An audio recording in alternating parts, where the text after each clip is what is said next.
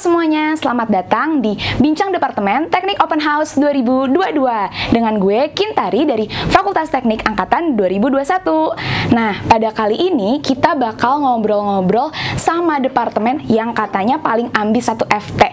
Pasti pada penasaran kan? Atau yang udah bisa tebak, boleh banget nih buat komen di bawah. Tapi daripada nunggu lama, langsung aja kita simak.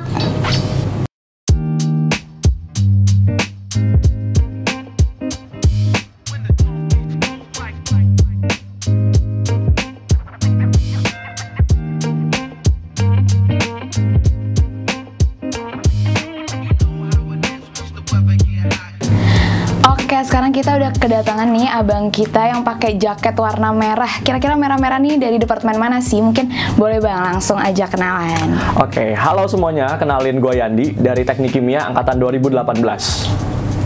Oke, sekarang kita masuk ke segmen pertama, yaitu mitos atau fakta. Nah, di sini kita cuma boleh jawab mitos atau enggak fakta, sama mungkin beberapa penjelasan kecil gitu ya. Siap. Pertanyaan yang pertama, mitos atau fakta kalau mahasiswa DTK ambis semua? Mitos, karena nggak semuanya itu mahasiswa DTK itu ambis, jadi masih ada kok orang-orang yang nggak ambis-ambis banget di DTK. Oke, pertanyaan kedua, mitos atau fakta kalau DTK banyak laporan praktikumnya? Fakta, itu fakta banget karena dari semester 1 sampai semester 5 itu kita full sama laprak. Oke, pertanyaan mitos atau fakta yang terakhir. Mitos atau fakta kalau mahasiswa DTK banyak belajar kimia? Itu mitos, karena kebanyakan di kita itu belajarnya itu campur-campur sama fisika dan juga sama matematika, gitu. Oke, kita sekarang lanjut ke segmen kedua. Pertanyaan pertama, pandangan orang sama DTK tuh gimana sih? Terus kalau menurut abang sendiri, sekarang gimana? Oke, pandangan orang sama DTK mungkin DTK itu ambisius atau mungkin banyak belajarnya anak-anaknya atau mungkin mahasiswa-mahasiswanya itu belajar terus.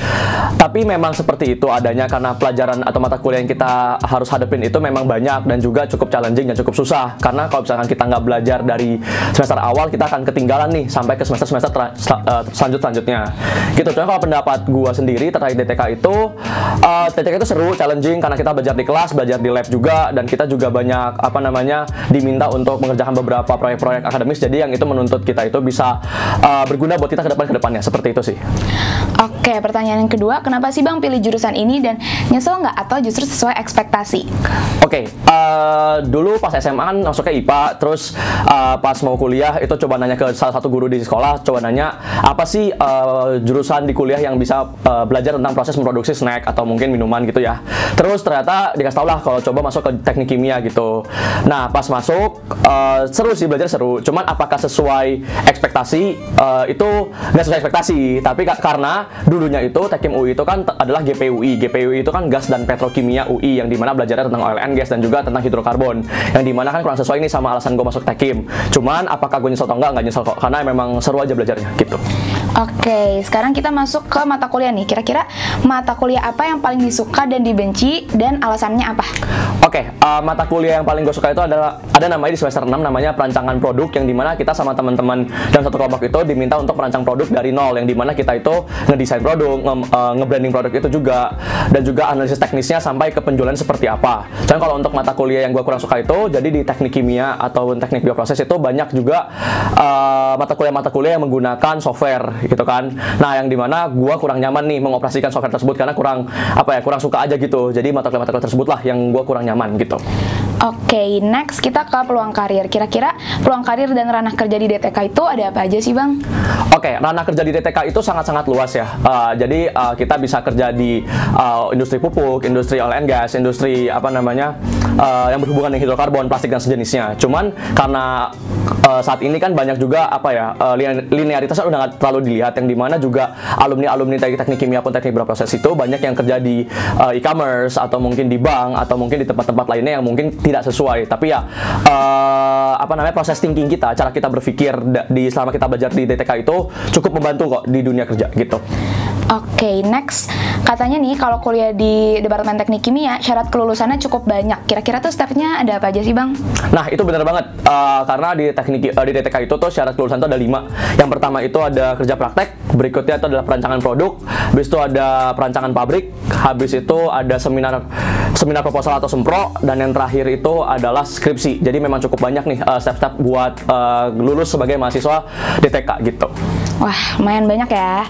Nah, next, kira-kira lingkungan perkuliahan dan pertemanan di DTK itu gimana sih, Bang? Oke, gini teman-teman, perkuliahan di DTK itu kan gue bilang kayak banyak tugas-tugas kelompoknya. Jadi kayak kita itu kan sering nih tugas kelompok. Jadi sehingga itu membuat kita semakin dekat juga nih sama teman-teman angkatan kita, dan juga kan banyak juga nih kegiatan-kegiatan kemahasiswaan yang bisa membantu mendekatkan diri kita sama teman-teman kita, sama senior-senior kita juga. Jadi itu juga salah satu alasan kenapa gue bisa bertahan sampai sekarang, karena dibantu juga nih sama teman-teman gue dan juga senior-senior gue di DTK seperti itu. Oke, nah terakhir, boleh dong Bang pesan-pesan untuk teman-teman kita yang mau masuk ke DTK? Oke, buat teman-teman di luar sana yang sedang berjuang untuk masuk ke DTK, itu terus semangat, belajar yang rajin, terutama untuk kimia, fisika, dan matematika, karena itu sangat-sangat berguna buat kalian selama berkuliah, dan juga cari tahu lebih banyak dulu nih tentang DTK, baik itu teknik kimia dan juga teknik bioproses, biar kalian tahu apa yang kalian pelajarin dan prospek kedepannya setelah lulus kalian mau jadi apa, seperti itu.